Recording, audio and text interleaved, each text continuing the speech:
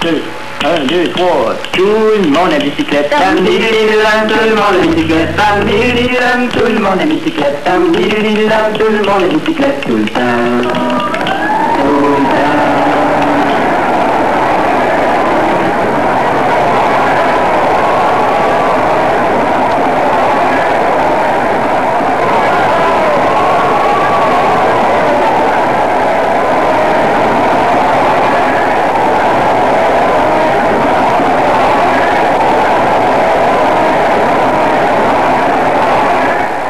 L'origine du mouvement, du monde de bicyclette, c'est le cyclo-frustration.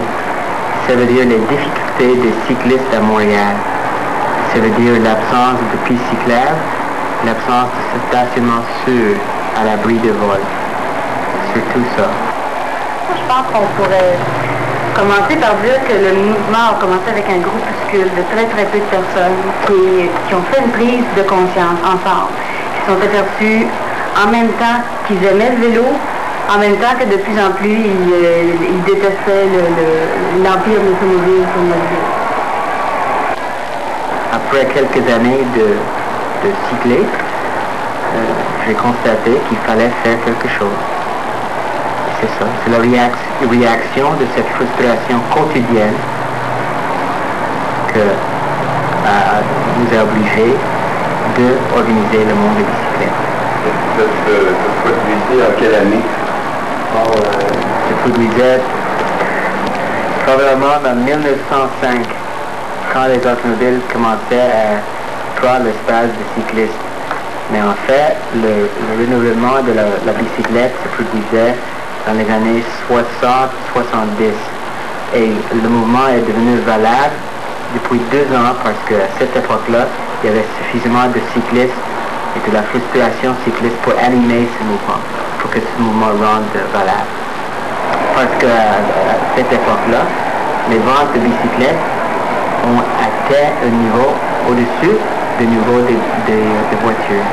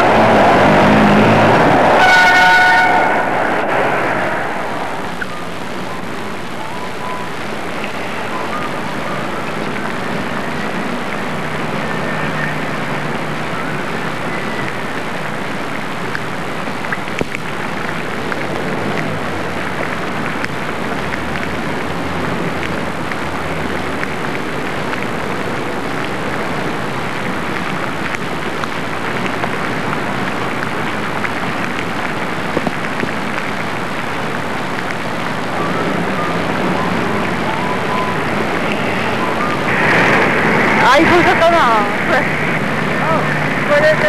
What are the incentives going to cost on the rear? C'était quoi? Boston ride? Are we going to ride? Well, let's have a vote on it, right? Let's ride down to City Hall anyway. We're supposed to vote where we're going to go. Ask the carriage. Is anybody home there? No, there's never anybody home there. Okay.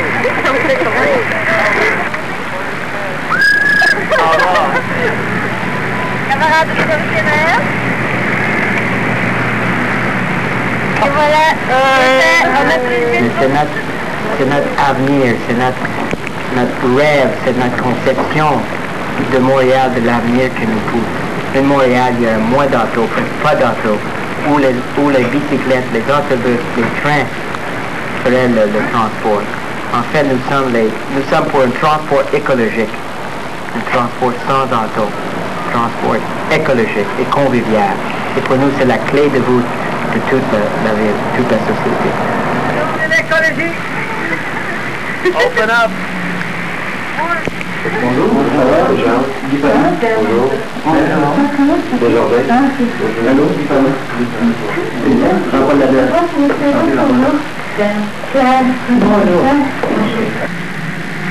Ça, les entrevues de fond sont des gens qui connaissent bien le monde de la bicyclette. C'est des gens qui sont capables de donner une vue d'ensemble au niveau philosophique, au niveau pensée, au niveau stratégique d'action, qui sont capables de nous expliquer c'est quoi la moins juste. Ça, c'est ce qu'on appelle les entrevues du fond.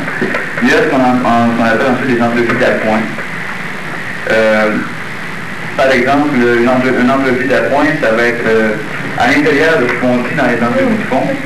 On va extraire, vous avez mentionné par exemple la manifestation du Stock. Le gaspillage de l'automobile est le plus absurde et le plus évident. Du point de vue d'espace, d'énergie, de santé et d'argent. Si, au lieu d'aller chacun dans sa voiture, le moyen c'est 1,3 passagers par voiture, stationner 22 heures pour un trajet moyen de moins de 5 000. Si tous ces gens allaient soit en train, en autobus, en bicyclette, ce qu'on peut sauver en énergie, en argent, en travail, serait énorme. Nous estimons environ 15 heures par semaine à gaspiller sur l'automobile.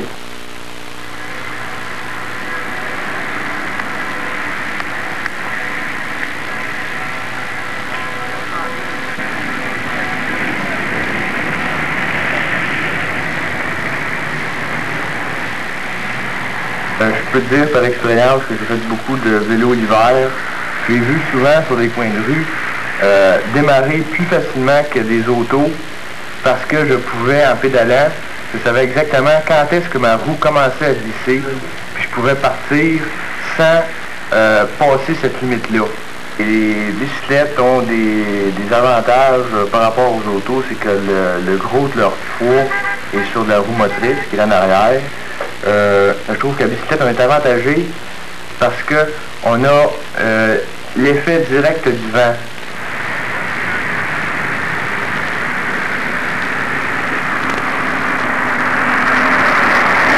Séquence 11, A31. Bonsoir, mesdames, messieurs. Au sommaire ce soir, l'influence des monopoles de l'automobile dans l'aménagement du transport urbain et l'impact de l'automobile sur la question de l'énergie. Au Québec, deux graves conséquences de l'automobile, la mortalité et l'endettement. À Montréal, enfin, les problèmes de l'automobile dans le centre-ville au chapitre de la santé, de la pollution par le bruit et de l'espace urbain. 4. 4. Deux chaque bord. Toute la construction des banlieues a beaucoup évolué de façon très, très liée à l'automobile. En 1930, quand 1000 personnes s'ajoutaient à une ville, ça prenait à peu près 30 arpents. En 1975, ça prend maintenant 200 arpents. 200 arpents pour construire des maisons séparées avec des rues pour beaucoup d'autos qui vont aller dans le centre d'achat avec un énorme stationnement, puis les autoroutes à 4 voies qui défoncent à travers ça.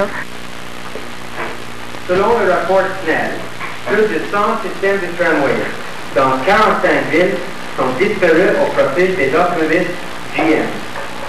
Ces autobus sont intentionnellement inconfortables, bruyants, polluants et inefficaces. Ici, autour de Montréal, c'est une des très, très bonnes régions agricoles, avec les dépôts alluviaux de la mer de Champlain, puis on couvre ça d'asphalte, on couvre ça de banlieue, puis on se fout complètement de la valeur de cette terre-là. Nous sommes convaincus que le monde de bicyclette, en conjonction avec le mouvement mondial des cyclistes, vont jouer un rôle très important dans la lutte pour la libération de l'humanité contre l'esclavage automobile et capitaliste.